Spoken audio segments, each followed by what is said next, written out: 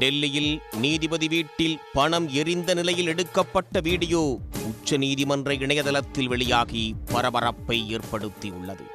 டெல்லி உயர்நீதிமன்றத்தின் 2வது மூத்த நீதிபதியாக உள்ளவர் 56 வயது யஷ்வந்த் வர்மா. அவரது அதிகாரப்பூர்வ வீட்டில் கட்டுக்கட்டாக கோடிக்கணக்கில் பணம் சிக்கியதாக தகவல் வெளியாகி பரபரப்பை ஏற்படுத்தியது. கடந்த 14ஆம் தேதி இரவு நீதிபதி வீட்டில் தீ விபத்து ஏற்பட்டது. அணைக்கச் சென்ற தீயணைப்புத் துறையினர் ஒரு அறையில் அடுக்கி வைக்கப்பட்டிருந்த பணமும் எரிந்திருப்பதை பார்த்ததாக கூறப்பட்டது.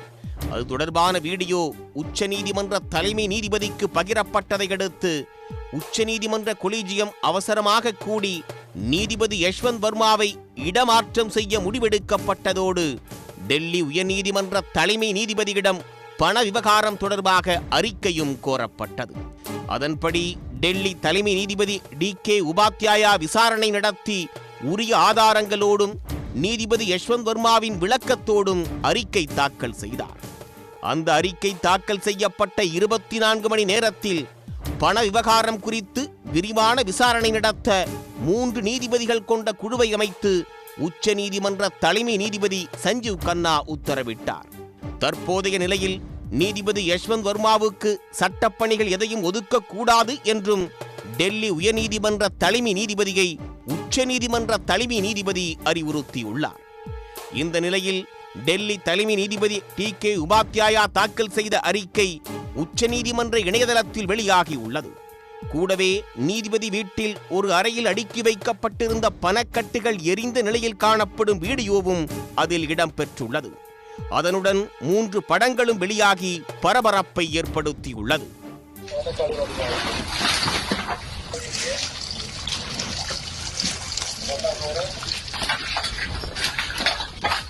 இது குறித்து நீதிபதி யஷ்வந்த் வர்மா கருத்து தெரிவித்துள்ளார். வீடியோவின் உள்ளடக்கத்தை பார்த்து நான் மிகவும் அதிர்ச்சியடைந்தேன். ஏனெனில் அது நான் பார்த்தது போல் தளத்தில் காணப்படாத ஒன்றை சித்தரித்தது. இதுவே என்னை குற்றம் சாட்டி அவதூறு செய்வதற்கான சதி என்று தெளிவாக தோன்றியது என்று நீதிபதி வர்மா டெல்லி காவல்துறை தலைவர் பகிர்ந்து கொண்ட வீடியோவை குறிப்பிட்டு கூறியுள்ளார்.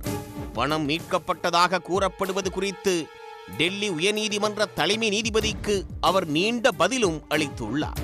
அதில் மார்ச் 14ஆம் தேதி இரவு டெல்லியில் உள்ள தன்னுடைய அதிகாரப்பூர்வ இல்லத்தின் பணியாளர் குடியிருப்புக்கு அருகில் அமைந்துள்ள சேமிப்பு அறையில் தீ விபத்து ஏற்பட்டுள்ளது.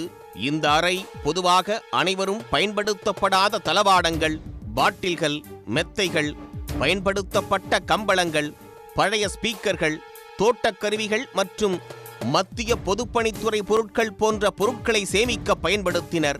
இந்த அறை திறக்கப்பட்டிருக்கிறதா என்பதை அதிகாரப்பூர்வ முன்வாயிலிருந்தும் பணியாளர் குடியிருப்புகளின் பின்புற கதவிலிருந்தும் அணுகலாம். இது பிரதான இல்லத்திலிருந்து துண்டிக்கப்பட்டுள்ளது. மேலும் சித்தரிக்கப்பட்டுள்ளபடி இது நிச்சயமாக என் வீட்டில் உள்ள ஒரு அறை அல்ல என்று அவர் கூறியிருக்கிறார். சம்பவத்தன்று தானும் தனது மனைவியும் மத்திய பிரதேசத்தில் இருந்ததாகவும் தனது மகளும் வயதான தாயாரு மட்டுமே வீட்டில் இருந்ததாகவும் தெரிவித்துள்ளார். மார்ச் 15ஆம் தேதி போபாலில் இருந்து இண்டிகோ விமானத்தில் தனது மனைவியோடு டெல்லி திரும்பியதாகவும் அவர் கூறினார். அந்த சேமிப்பு அறையில் நான் அல்லது என் குடும்ப உறுப்பினர்கள் யாரும் பணம் வைக்கவில்லை என்பதை நான் சந்தேகத்திற்கிடமின்றி கூறுகிறேன். மேலும் கூறப்படும் பணம் எங்களுடையது என்ற கருத்தை கடுமையாக கண்டிக்கிறேன். இந்த பணம் எங்களால் வைக்கப்பட்டது அல்லது சேமிக்கப்பட்டது என்ற கருத்து முற்றிலும் அபத்தமானது. அந்த அறை நான் மற்றும் குடும்பத்தினர் வசிக்கும் பகுதிகளில் இருந்து முற்றிலும் பிரிக்கப்பட்டுள்ளது என்றார்.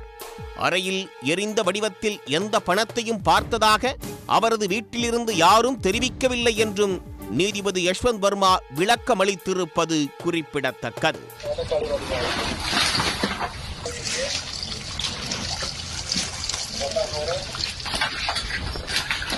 உடனுக்குடன் செய்திகளை தெரிந்து கொள்ள சன் நியூஸ் பெல் ஐகானை கிளிக் பண்ணுங்க.